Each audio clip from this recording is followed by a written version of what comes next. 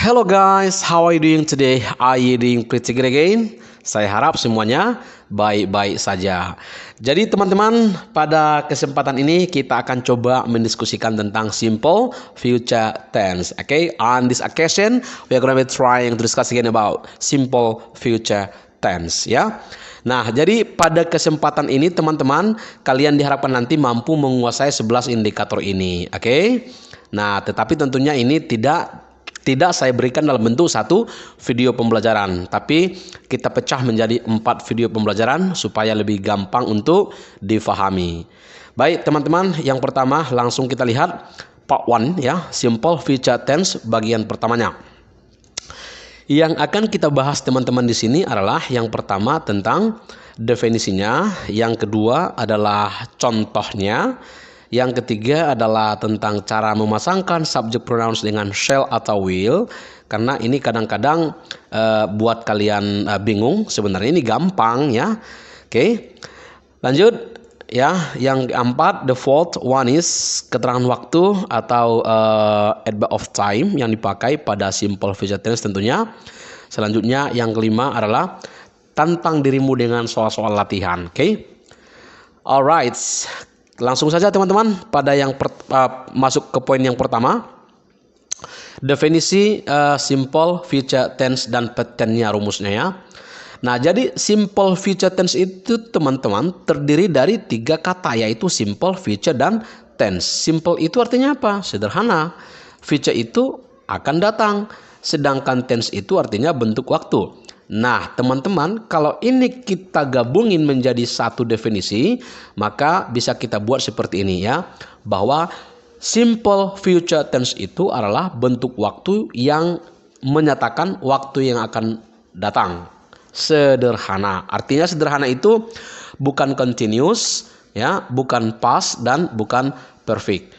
Continuous itu adalah verb ing, past itu adalah verb to, sedangkan perfect itu adalah verb 3. Nah, jadi teman-teman, pada simple future tense ini tidak berlaku verb ing, tidak berlaku verb to, dan tidak berlaku verb 3. Tetapi yang berlaku adalah sederhana atau dengan kata lain disebut dengan verb 1. Oke? Examples, contohnya teman-teman ya. What will Elias do tomorrow? She will see a dress. Will she buy a dress tomorrow? No, she won't. Nah, jadi teman-teman, kapan waktunya? Tomorrow ya, akan datang, berarti dia akan datang. Mana dia simpelnya? Kata kerjanya mana? Do, see you, buy. Jadi semuanya verb 1. Do itu apa rupanya continuousnya? Doing. Pastnya apa? Did. Perfectnya apa? Done. Jadi kita tidak bisa pakai doing, did, done. Tidak bisa ya. Sew, menjahit. Tidak bisa sewing. Tidak bisa sewed, nggak bisa. Kemudian apa lagi? Buy. Tidak bisa buying, bought, tidak bisa. Yang kita pakai adalah verb 1-nya. Oke? More examples guys ya. Ini dia, he will buy the ticket on next Sunday. They will go to the cave tomorrow. Nah, jadi waktunya teman-teman next Sunday, tomorrow, next week, tonight, tomorrow, on Friday. Nah, jadi semuanya waktu yang akan datang. Sedangkan kata kerjanya adalah bentuk sederhana atau verb 1, buy, go, visit, pay, take, carry ya. Tidak ada di sini verb ing, tidak ada verb to, dan tidak ada verb 3. Nah, jadi teman-teman, saya harapkan kalian sudah paham tentang yang mana saja itu bentuk sederhana atau verb 1, yang mana verb ing, yang mana verb to, dan yang mana verb 3. Oke? Ya. Carry on, kita lanjut. Nah, untuk rumus daripada simple future tense itu sendiri teman-teman, kita lihat kembali kalimatnya. He will buy the ticket on next Sunday. They will go to the cave tomorrow. We shall visit her next week. Ya. Nah, he, they, we ini adalah sebagai subjek ya, yaitu subjek apa saja? I, we, you, they, he, she, dan it. Oke. Nah, kemudian kan pola kalimat kan teman-teman, itu subjek, predikat, objek atau komplement. Nah, pertanyaannya adalah apa bentuk predikat daripada simple future tense? Nah, kita lihat teman-teman yang dicetak tebal ini ya. Will, shall, buy, go, visit. Nah, berarti kita buat di sini. Will, shall, buy, go, visit adalah kata kerja bentuk pertama atau verb 1. Nah, itulah dia predikatnya. ya. Sedangkan the ticket object, on next Saturday complement yaitu keterangan waktu. To the cave tomorrow, keterangan tempat, keterangan waktu. Her object next week, keterangan waktu atau complement. Nah, jadi teman-teman, fokus kita adalah kenapa ini saya buat warna merah? Saya buat warna merah karena ini adalah fokus kita setiap membahas tenses. Yang membedakan tenses itu ada pada predikatnya. Artinya, kalau nanti berubah tensesnya, maka otomatis predikat kalimatnya juga akan berubah. Nah, jadi predikat yang dipakai untuk simple future tense adalah will or shall plus verb one. Oke? Nah, seperti itu teman-teman. Nah, di sini saya kasih sedikit contoh. Ya, contoh daripada verb one atau sederhana, being, verb two, and verb three. Ya, nih go, going, went, gone, walk, walking, walked, walked, begin, beginning, began, began. Yang kita pakai semua ya verb one. Sedangkan verb ing tadi untuk continuous, verb two untuk past tense, verb three untuk perfect. Oke, teman-teman. Jadi yang kita pakai adalah verb one atau sederhana. Begitu. Alright, so far so good. Let's go on again ya. Mari kita lanjut lagi. Cara memasangkan subject pronouns dengan shall atau will, teman-teman. Nah, kalian kan sudah tahu bahwa subject pronouns itu apa saja? I, we, you, they, he, she, dan it.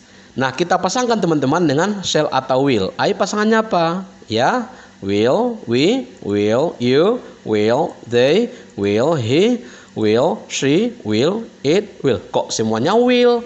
Jadi kapan dipakai shall? Shall itu teman-teman dipakai untuk subjek I dan untuk subjek we. Nah, jadi I bisa will, bisa shall. We bisa pakai will, bisa pakai shall. Sedangkan you, they, he, she, it hanya bisa pakai will, tidak boleh pakai shall. Can you get it? Bisa dipahami teman-teman? Oke, saya rasa gampang ya. Alright, let's carry on again. Kita lanjut lagi teman-teman. Contohnya adalah I blank buy a new dress next week. Ya, kita masukkan will. Kalau kita ganti jadi we, will. Kita ganti jadi you. Ya, will, they. Ya, very good. Will, he, will, she, will, it. Juga pakai will. Nah, masukkan teman-teman shall-nya di mana? Masukkan di I dan we. Nah, jadi I dan we bisa pakai will, bisa juga pakai shall. Sedangkan you, they, he, she, it hanya boleh pakai will, tidak boleh pakai shall. Oke? Alright, it's great guys ya. Luar biasa teman-teman bisa memahaminya dengan bagus ya. Baik, teman-teman kita lanjut ya. Poin yang ketiga tentang keterangan waktu untuk simple future tense. Nah, kita lihat teman-teman kalimat-kalimat ini ya. This coming Sunday, tomorrow, next week, tonight, tomorrow, next Friday. Semuanya menyatakan waktu yang akan datang. Nah, jadi teman-teman, keterangan waktu yang dipakai adalah keterangan waktu yang menyatakan masa atau waktu yang akan datang, seperti ini dia ya, tonight, kemudian tomorrow, next. Misalnya apa? Next week, next year, next month, next holiday, and so on. Ya, apalagi this coming ya. Misalnya this coming Sunday, this coming holiday, this coming Christmas, and so on. Pokoknya dia menyatakan waktu yang akan datang. Oke, itulah keterangan waktu yang dipakai untuk simple future tense. Oke, teman-teman. Nah, di sini saya sudah berikan beberapa soal-soal atau latihan bagi kalian untuk melatih kemampuan kalian. Jadi tantang dirimu teman-teman. Challenge yourself ya. Nah, fill in the blanks with shall or will. Number one has been done for you as an example ya. Isilah titik-titik dengan shall atau will. Nomor satu sebagai contoh bagi kalian. My father will take us home in the car afterwards.